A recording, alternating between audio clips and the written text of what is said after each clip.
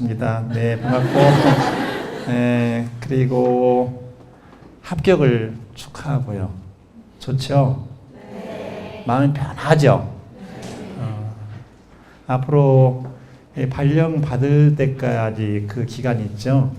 그 기간이 나중에 세월이 흘러서 느끼게 되겠지만 아마 한 생을 살아가는데 가장 편안하고 가장 여유 있고 그리고 가장 많은 것이 시선으로 들어오는 그런 시기일 거예요. concentration, obsession.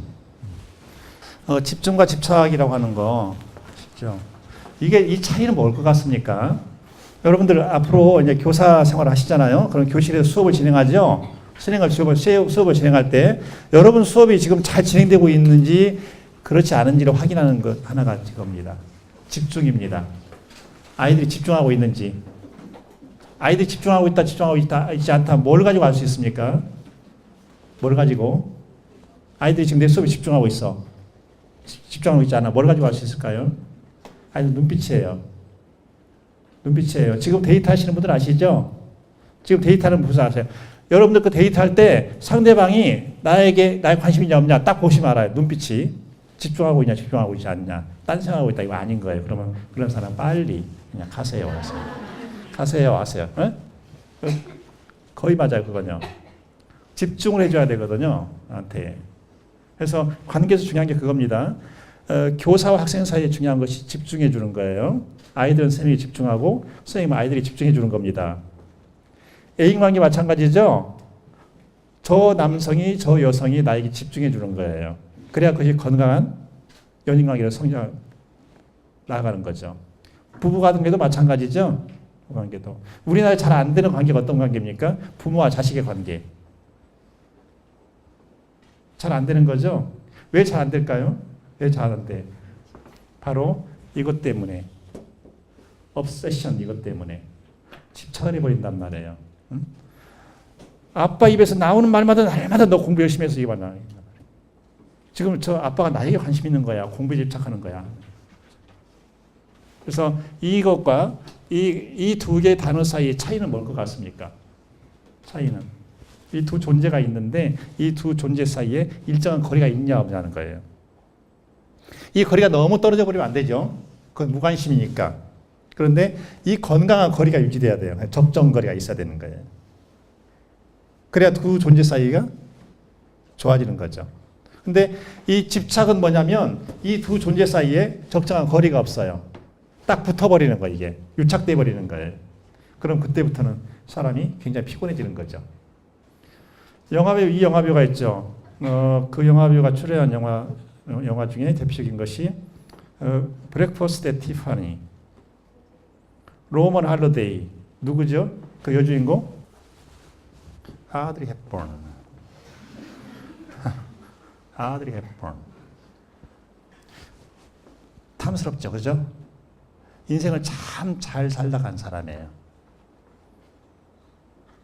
성장할 때 굉장히 기구했죠. 거의 버려지다시피. 그런데 아주 잘 성장한 거예요.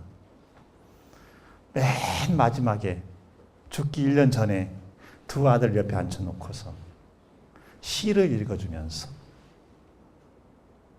그 시는 뭐였어요? 성공의 비결이라고 하는 그 시를 읽어주면서 성공이란 하면서 쭉 한 거예요. 자, 이 오드리 헵번이 했던 말 중에 이런 말이 있어요. I like people. 어떤 사람 좋아한다고요? Who makes me laugh. 나를 웃게 하는 사람을 좋아한다고요. 예? 아드리 헵번은 자기를 웃게 하는 사람을 가장 좋아했대요. 그 다음에 뭐가 나와요? I honestly think. 나는 솔직히 생각한다 이거예요. 뭐라 생각하냐? The thing I like most. 내가 가장 좋아하는 것은 to laugh. 웃는 것이다라는 거예요. 그리고 그 웃는 것 그것이 치유를 하는데 뭘 치유하냐는 거예요. 수많은 질병을 치유한다는 거예요. 그러면서 마지막에 나오죠. 그것을 웃는 것은 아마도 사람에게 가장 중요한 것이다. 아이들이요 하루에 몇 차례나 웃을까요? 여러분 오늘 몇 차례 웃으셨어요? 그러니까 아까 표정 여러분 보니까 굉장히 표정이 근엄해가지고 지금 물어보는 거예요. 이렇게 보면 강의실 들어가면 알거든요. 어떤 강의실이 막 들어가자마자 웃음이 나오는 강의실이 있는데 오늘 강의실의 특징은 뭐냐면 굉장히 그렇게 마치 교사 임용시험 되기 위해서 한 10수는 한 것처럼 이렇게 그런 아주 인생의 경륜이 굉장히 느껴지는 그런 표정을 지으셨어요, 여러분들이. 그래서 궁금한 거예요. 오늘 몇 번이나 웃었는지, 몇 번 웃으셨어요? 여러분들 앞으로 초등학교 가시잖아요? 자, 초등학교 갔을 때 그 아이들 하루에 몇 번이나 웃을 것 같습니까? 정상적이라면 60번은 60번이 웃는데 60번은. 하루에 60번을 웃는데요. 자, 60대 인간 하루에 몇 번 웃을까요? 하루에. 이 통계가 사실은 통계에 허실이 있잖아요. 근데 이제 통계를 잡은 거니까 60대에는 하루 평균 한 10번 정도 웃는데요. 근데 10번 웃으면 사실 많이 웃는 것 같아. 내 주위에 있는 60대 중에서 하루에 10번? 어떤 사람은 한 달 정도 계속 만나도 한 번도 웃는 걸 본 적이 없어요. 그런 사람이 많아요.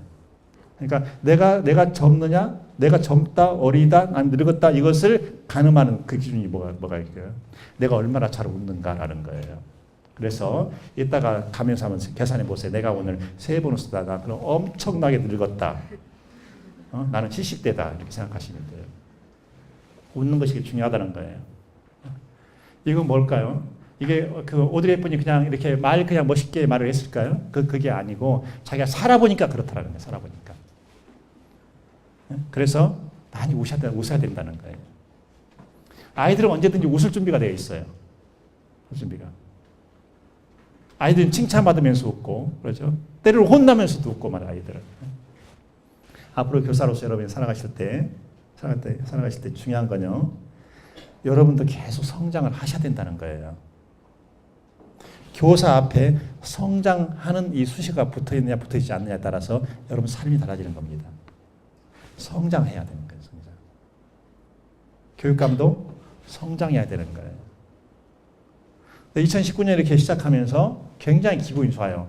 왜 좋으냐? 그 이유 중에 하나가 2018년과 2019년 내가 이제 불과 한 달 지내고 있지만 많이 성장하고 있다. 이걸 느끼니까. 그래서 즐거운 거예요. 그래서 성장하는데 정말 중요한 건 뭐냐? 끝없는 자기 비판이 있어야 된다는 거예요. 끝없는 자기 비판이 있어야 된다. 자기 비판이 없으면 재생하는 능력, 성장하는 능력을 잃어버린다는 거예요. 아까 저희 2개의 단어를 놓고 설명하면서 차이를 적정거리가 있냐 없냐 이렇게 봤죠. 적정거리가 있으면 그것은 컨센츄레이션이라고 한다.